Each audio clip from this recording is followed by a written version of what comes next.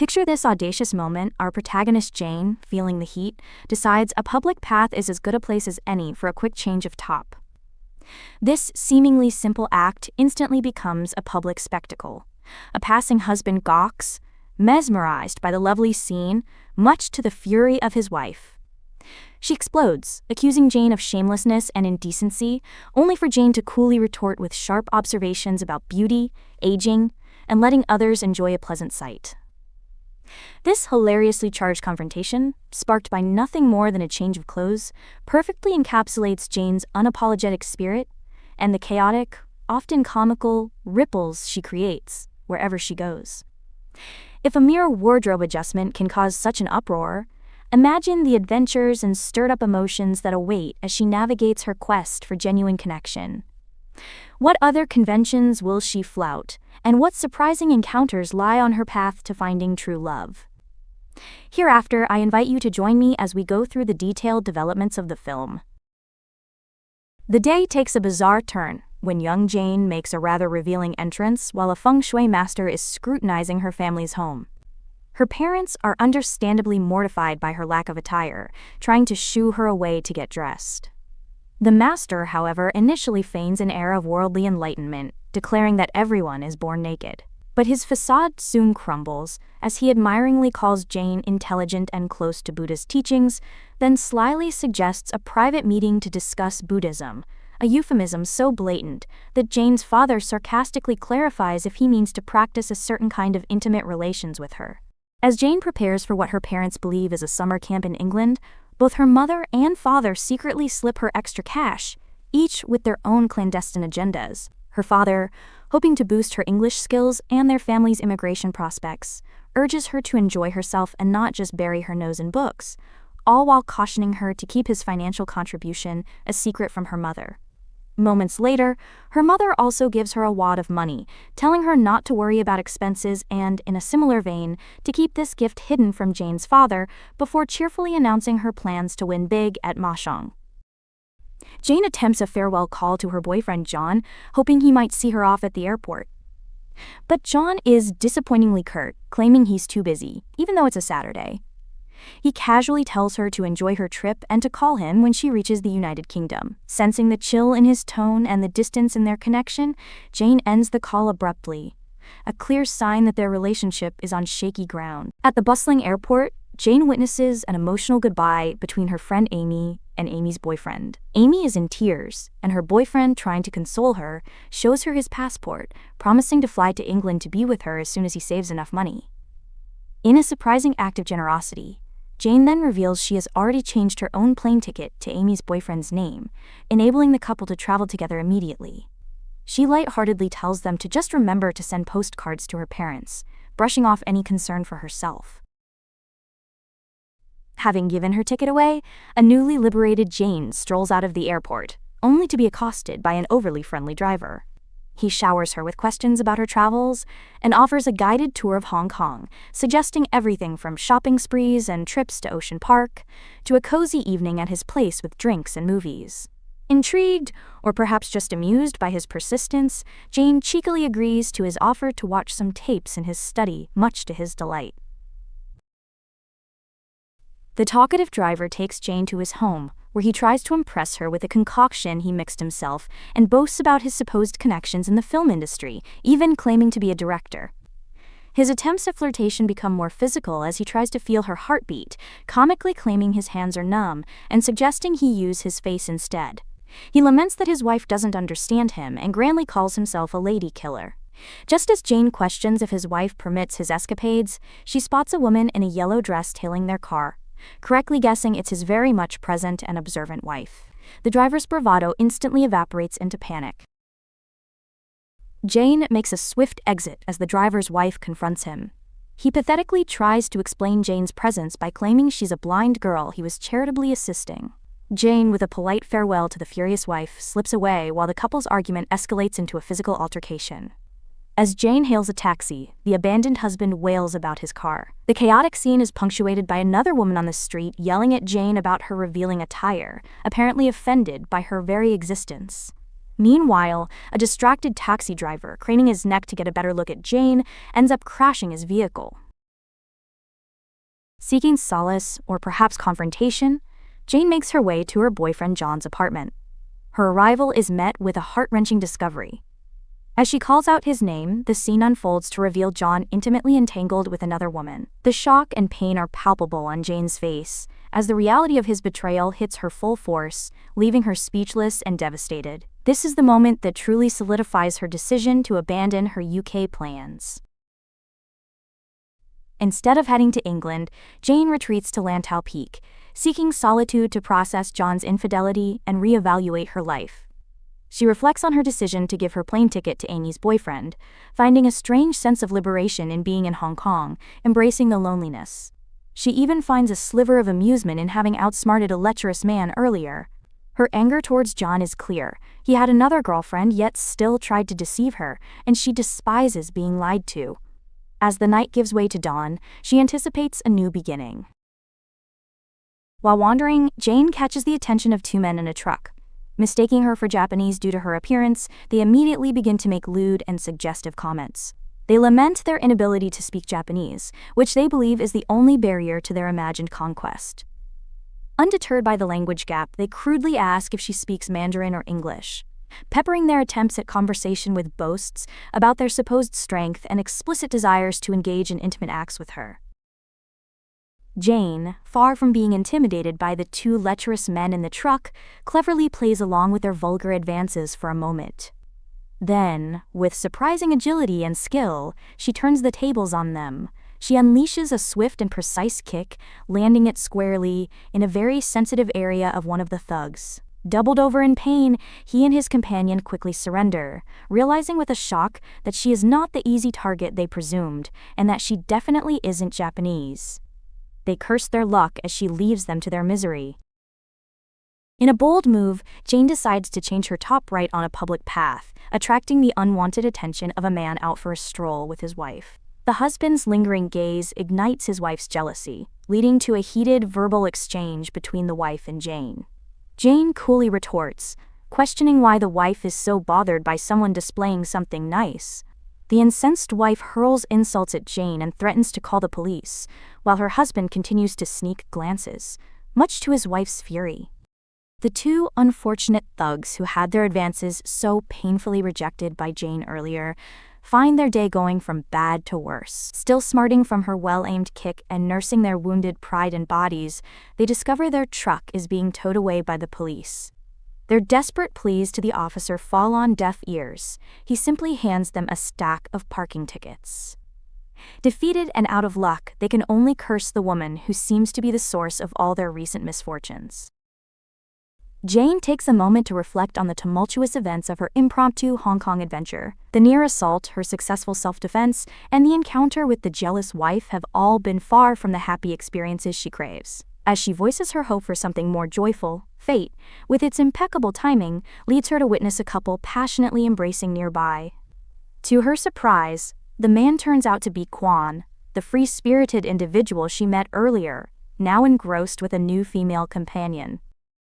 Spotting Quan with his new lady friend, Jane can't resist approaching. She playfully asks for some of his chocolate and teases him about her unexpected arrival, joking she might be an alien from Mars who enjoys observing human mating rituals. Quan, matching her playful tone, retorts that they were rather loud. Jane admits that while watching others can be interesting, she believes participating is far more fun. This leads Quan to cheekily ask if she'd like to join in right now, and offer Jane to flex by stating they hardly know each other. Quan, with his latest companion by his side, elaborates on his philosophy of love to a curious Jane. He explains that he and his current partner have only known each other for 3 days, but are deeply connected. He believes in pursuing love wholeheartedly, enjoying the pleasure it brings, and quickly moving on from relationships that lack genuine feeling. He admits he doesn't know when his search for this ideal connection will end. Shortly after this exchange, Quan and his girlfriend decide to leave, bidding Jane farewell as she continues her solitary journey. While walking along the beach, Jane stumbles upon David, a young man absorbed in his thoughts, attempting to write a script. After a bit of playful banter involving his rather humorous hat, David explains he's a scriptwriter struggling with a story about women, resorting to drawing to pass the time. Jane, intrigued, asks him to sketch her. After he obliges, and as he mentions he's about to leave, she impulsively decides to follow him home, offering her services as a muse or guide to help him understand the female psyche for his script. David reluctantly allows Jane into his humble, cluttered abode, which she jokingly refers to as a war zone. Her eyes land on a collection of men's magazines, and she can't resist teasing him about his choice of reading material. David defensively explains that he reads them to try and understand how women think. With a smirk, Jane challenges him, asking if he can decipher her current thoughts. He quips that she's probably thinking the same thing he is, what's for dinner, before announcing he's going to whip up something amazing and disappearing for a shower. David's idea of an amazing meal turns out to be a bubbling hot pot, a rather unconventional choice for the sweltering weather. Jane is visibly surprised but goes along with it. When she asks for chili, David discovers she's a fiend for spicy food. She proceeds to load up the pot with an eye-watering amount of chili paste and oil. The ensuing meal becomes a comical battle against the heat, with David sweating and struggling while Jane, either genuinely enjoying the inferno or putting on a brave face, manages the spice far better, much to David's bewildered discomfort. After their fiery dinner, Jane showers and emerges wearing David's rather cute underwear and one of his shirts, much to his amusement. The atmosphere shifts as they decide to play a game of truth or dare. The game leads to some surprisingly intimate revelations. Jane admits she had her first sexual experience at 16. David, in turn, confesses his enjoyment of oral pleasure. The dares escalate the playful tension, with Jane challenging David to demonstrate something using a bottle. When it's David's turn to ask a truth, he boldly questions if Jane fantasized about him when they first met. Her affirmative answer leads him to pointedly ask what she's waiting for. Following their intimate encounter, the mood between Jane and David is light and playful. David sketches, and Jane peers over his shoulder, offering her critiques. She then tries her hand at drawing, creating a caricature of David which she initially refuses to show him, leading to a ticklish chase around the small room. Laughter fills the air as they wrestle for the drawing, their earlier tension replaced by a comfortable and joyful camaraderie, enjoying simple moments of shared creativity and fun. After hitching a ride, Jane and David stop at a market. While David looks for fruit, Jane browses a stall where an overly generous shop owner compliments her eyes and insists on gifting her a pair of sunglasses and a new dress, even inviting her to a karaoke night. Back at David's place, David seems a bit irked by the shop owner's generosity. His mood darkens further when he notices Jane making a voice recording, which she describes as a diary, and then spots a photo of an unfamiliar man on her device. A flicker of jealousy crosses his face as he questions her about the man and her recording habits. Despite David's slight jealousy, Jane manages to drag him to a karaoke bar. She throws herself into the lively atmosphere, enthusiastically playing a dice-drinking game, though she seems to be losing quite a bit. David, looking rather out of place and bored, suggests they leave. Jane, however, is having a blast and insists on dancing. David reluctantly joins her on the dance floor. Unbeknownst to them, the two thugs Jane had a memorable encounter with earlier are also at the bar and have just spotted her. The two thugs, still nursing a grudge from their previous humiliation, see an opportunity for petty revenge. They approach David, who is looking increasingly uncomfortable at the karaoke bar. They spin a lurid tale, falsely identifying Jane as the bitch who assaulted them, and then claiming she's a high-priced prostitute. They describe her supposed skills in detail and mention an exorbitant fee, all in an attempt to rile David up and slander Jane. David listens, a mixture of confusion and disbelief on his face, before dismissing the men as fools. While David is being accosted by the thugs, Jane finds herself alone for a moment. This doesn't last long, as another man at the karaoke bar, noticing her solitude, saunters over. He tries to strike up a conversation, asking if she's waiting for her boyfriend and offering to buy her a drink. When she politely declines, mentioning she gets drunk easily, he quickly changes tactics, suggesting they go to his place to watch Laserdiscs. Jane, unimpressed by his persistence, firmly refuses his invitation and bids him goodbye.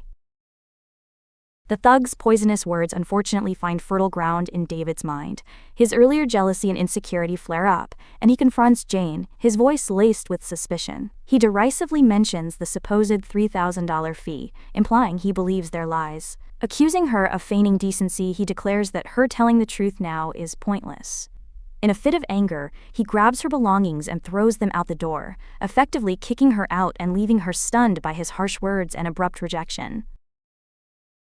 The man from the karaoke bar who had invited Jane to his place to watch Laserdiscs apparently got his wish, but the evening didn't go as he might have hoped. It seems his performance was rather short-lived, as he apologizes to Jane for his premature conclusion to their activities. He pleads with her to stay, assuring her he'll recover shortly. However, Jane, clearly unimpressed or perhaps just fed up, doesn't wait around for an encore and makes her exit. A contrite Jane returns to David's apartment. He's visibly drunk and disheveled. She softly asks if he missed her, then tells him she isn't the person he accused her of being. When he bluntly asks if she slept with the man from the karaoke bar, Jane, perhaps to test his reaction or out of a complicated mix of emotions, confirms his suspicions, even implying it was a paid encounter. She then confesses that she had tried to find someone to replace him but realized she genuinely likes him. She suggests that if he feels the same, they could build a happy life together, admitting her love for him despite their short acquaintance. Despite Jane's confession of her feelings, David remains deeply suspicious and hurt by the idea that she might be a prostitute. His mind is still clouded by the thug's lies and her ambiguous confirmation of spending the night with another man. He continues to probe, his questions tinged with pain and disbelief, asking her if her supposed clients, the men who allegedly paid for her services, made specific demands of her during their encounters. Jane is left alone to ponder her tumultuous relationship with David. Her voiceover reveals her inner conflict. She believes she's found someone she genuinely likes, but the situation is so volatile she can't predict its longevity. She acknowledges the happiness she feels with David, describing him as childlike yet masculine. However, his hurtful accusations have wounded her deeply. She reflects on the nature of supply and demand in the world of transactional relationships, a bitter thought perhaps fueled by his offensive assumptions about her. At a hotel bar, Jane spots an older man sitting alone, who introduces himself as Mr. Lonely. She engages him in flirtatious conversation, accepting a drink he offers. She teases him, asking if her dress is pretty and musing if she'd look even better without it, daringly suggesting she could disrobe right there. When he demurs, she proposes they go to his room. He inquires about her price, and she coyly replies that if he performs well, it will be free. As Mr. Lonely celebrates his apparent luck, Jane suddenly cries out to another man at the bar, accusing Mr. Lonely of attempting to assault her and claiming to be only 16. The other man promptly steps in as her rescuer. The self-proclaimed hero, who rescued Jane from Mr. Lonely, turns out to be no hero at all. He drags Jane to her room, accusing her of trying to trick him and calling himself a champion against prostitutes. He aggressively demands she undress and prevents her from calling for help, offering her a measly sum if she cooperates. Jane, ever resourceful, suggests they listen to music and dance first. They dance until he tires out. She then feigns needing to buy condoms and makes her escape, cheekily instructing the front desk to send 3 bottles of champagne up to the room on his tab. Fresh from her escape, Jane spots another woman loitering, likely a working girl. With a mischievous glint in her eye, Jane approaches her. She hands over Mr. Lonely's room key and a wad of cash, telling the woman that the fat guy in the room found Jane unsuitable but would appreciate her company, promising even more money later. The unsuspecting woman is thrilled by this stroke of luck. Meanwhile, Mr. Lonely is bewildered by the unexpected delivery of expensive champagne he never ordered, just as his new, eager visitor arrives at his door. Jane has another chance encounter, this time with Quan, on the beach. He casually asks about his previous companion, Susan, and Jane informs him Susan left with a wealthy, unattractive man. Quan is unfazed, remarking there are plenty of other women. He then turns the question to Jane, asking if she's found her ideal boyfriend. Jane admits she broke up with David, calling him an idiot, but confesses she still loves him. Quan offers some sage advice. If she loves David, she should pursue him without hesitation and stop wasting time. He encourages them to find happiness together and extends an open invitation for her to visit him if she ever feels like it. Buoyed by Quan's advice, Jane seeks out David. She arrives at his place to find his chubby housemate, who is surprised to see her. Jane boldly introduces herself as David's fiancée to gain entry. The housemate reluctantly informs her that David is currently busy. Undeterred, Jane pushes past him, only to walk in on David giving a massage to another woman, Betty. Trying to appear unfazed by the intimate scene, Jane tells them to carry on and casually announces she will wait for David outside. While David and Betty are occupied in the other room, Jane retreats to the kitchen where David's chubby housemate is preparing a meal. She strikes up a conversation, commenting on the curry chicken he's cooking and offering unsolicited advice on how to chop onions. Amidst the culinary small talk, she casually inquires how long David and Betty have known each other, to which the housemate replies it has only been a few days, subtly hinting at the fleeting nature of David's new involvement. The tension in David's apartment erupts when Betty, feeling like a mere replacement for Jane, angrily confronts David. She accuses him of not truly loving her and storms out. David then finds Jane patiently waiting for him.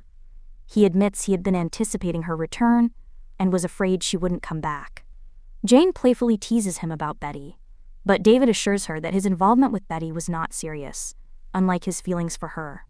Their reconciliation is swift and passionate, observed with amusement by David's housemate, who jokingly asks David where he managed to find such an intriguing woman. In her final reflection, Jane muses that she has finally grasped the essence of true love in the context of the 90s.